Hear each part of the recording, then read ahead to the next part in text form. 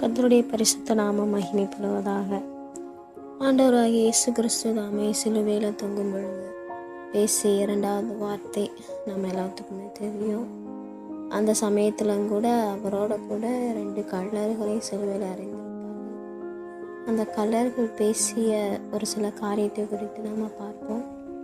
லூக்கா 23 அதிகாரம் 39 வசனம். அன்றியும் சிலுவில் அறையப்பட்டிருந்த குற்றவாளிகளில் ஒருவன், நீ கிறிஸ்துவானால் உன்னையும் எங்களை ரட்சித்துக்கொள் என்று அவரை இகழ்ந்தான்.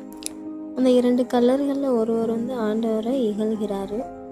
அடுத்து அதற்கு பதிலாக 40வது வசனத்தில் அந்த 2வது கள்ளர், மற்றவன் அவனை நோக்கி, நீ இந்த ஆக்கினைக்குட்பட்டவனாய் இருந்தும் தேவனுக்கு பயப்படுகிறது இல்லையா அப்படின்னு கேட்குறாரு. முதலாவது நம்ம பார்க்குற காரியம், அவர் கேட்குறாரு, தேவனுக்கு பயப்படுகிறது இல்லையா? நம்ம தேவனுக்கு பயப்படுகிற பயம் அப்படிங்கிறது நம்மளுடைய வாழ்க்கையில் மிகவும் முக்கியமான ஒரு காரியமாக இருக்கிறது. நம்ம தேவனுக்கு பயப்படுகிற பயம் அப்படின்னு எடுத்துக்கிட்டோம்னா அதில் அநேக காரியங்கள் அடங்கி இருக்கிறது. நாம் குறிப்பாக அனுதினமும் அவருக்கு செலுத்தக்கூடிய கனம் மகிமையை தவறாமல் செலுத்த வேண்டும். அடுத்ததாக 2வது காரியம் 41வது வசனம். நாமோ நியாயப்படி தண்டிக்கப்படுகிறோம், நாம் நடப்பித்தவைகளுக்கு தக்க பலனை அடைகிறோம், இவரோ தகாததொன்றையும் நடப்பிக்கவில்லையே என்று அவனை கடிந்து கொண்டு. 41வது வசனத்தில் அவர் சொல்கிறாரு, நாம் நியாயப்படி தண்டிக்கப்படுகிறோம். ஆமாம், அந்த காலகட்டத்தில் அந்த சமயத்தில் அவர்களுக்கு நியாயப்பிரமாணம் கையில் கொடுக்கப்பட்டிருக்கும். அதை மீறி நடக்கும் பொழுது அதுக்கேற்ற தண்டனைகள் அவர்களுக்கு வழங்கப்பட்டது. இப்போ ஆண்டவராக இயேசு கிறிஸ்து அதை நமக்கு சுருக்கி 2 கட்டளைகளாக கொடுத்திருக்கிறாரு.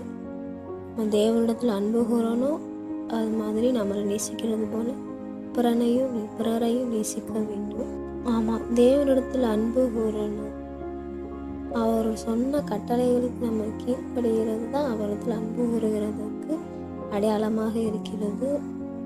அவருடைய கட்டளைகளுக்கு கீழ்ப்படியும் பொழுது ஆட்டோமேட்டிக்காக தேவனுக்கு பயப்படுகிற பயம் கூடவே வந்துடும். அடுத்து 3வதாக 42ஆம் வசனம். இயேசுவை நோக்கி, ஆண்டவரே, நீர் உம்முடைய ராஜ்யத்தில் வரும்போது அடியேனை நினைத்தருளும் என்றான்.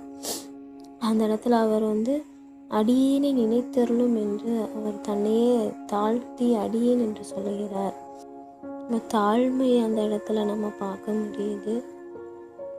இயேசு கிறிஸ்து தாமே தேவனுடைய குமாரனாக இருந்தும் அவர் தம்மை தாமே தாழ்த்தினார். அதே போல் தாழ்மையாக இருக்கும் பொழுது ஆண்டவர் நமக்கு அதிக கிருபைகள் அளிக்க வல்லமையுள்ள தேவனாக இருக்கிறார். அடுத்து 4வதாக 43ஆம் வசனம். இயேசு அவனை நோக்கி, இன்றைக்கு நீ என்னுடனே கூட பரதீசில் இருப்பாய் என்று மெய்யாகவே உனக்கு சொல்லுகிறேன் என்றார்.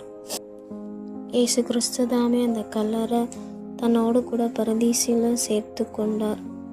அவருடைய கட்டளைகளுக்கு நாம் கீழ்ப்படியும் போது அவர் நமக்காக ஆயத்தம் பண்ணி கொண்டிருக்கிற பரலோக ராஜ்யத்தில் நம்மை கட்டாயமாக சேர்ப்பார். ஆமென். கர்த்தருடைய நாமம் மகிமைப்படுவதாக.